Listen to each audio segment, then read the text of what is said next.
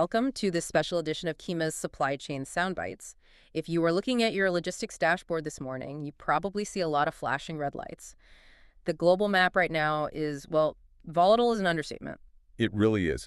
We are looking at what might honestly be the perfect storm. To help you navigate it, we pulled data from the QIMA Global Sourcing Survey 2026. And this is not just opinion. We are drawing insights from over 1,000 business leaders with international sourcing networks. So it actually helps you benchmark your approach. Right, we want to know if your strategy will hold up this year. So let's jump right in.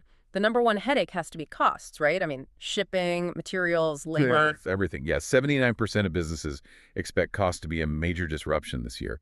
But the real kicker here is the disruptive potential. The chance that a cost spike actually breaks your supply chain has nearly doubled since 2024. That is terrifying because it's one thing to pay more. It's another to have the whole line just grind to a halt. Is this a global issue or... It's global, sure, but Asia-based supply chains outside of China are actually taking the biggest hit. 90% of them foresee major cost disruptions.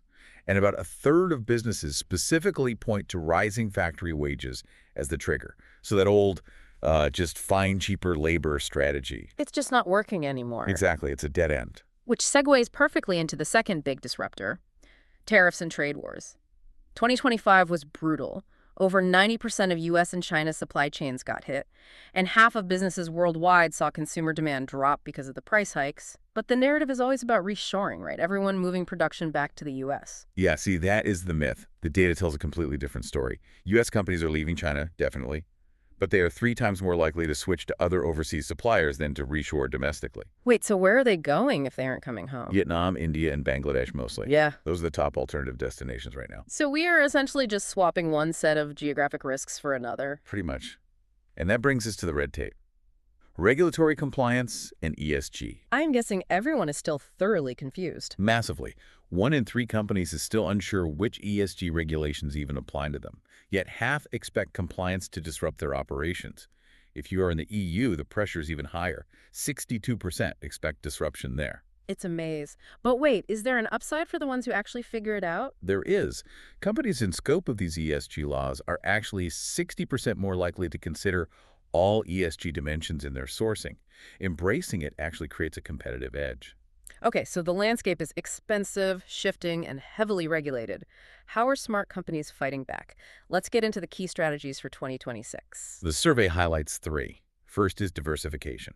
43% of supply chains made notable geography changes last year. And get this, those who diversified were more likely to increase buying volumes. 39% of them did, compared to just 24% of the non-diversifiers. Moving around actually helped them grow. That's kind of counterintuitive. In 2026, agility is stability.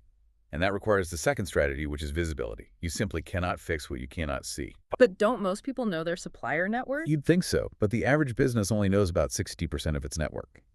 And only 18% have full end-to-end visibility. 18%? That's basically flying blind. It is.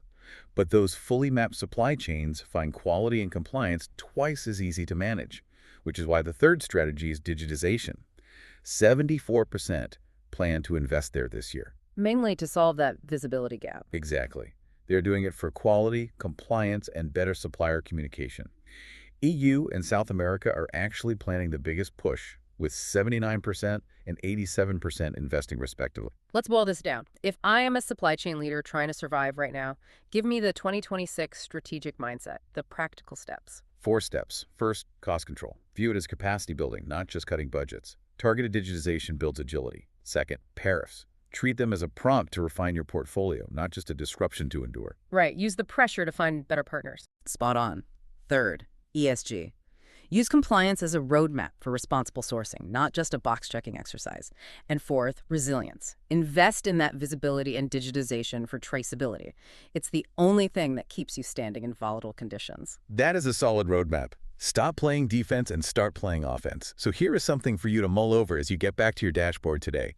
If the average business only knows 60% of its supplier network, who exactly is making the other 40% of your product right now?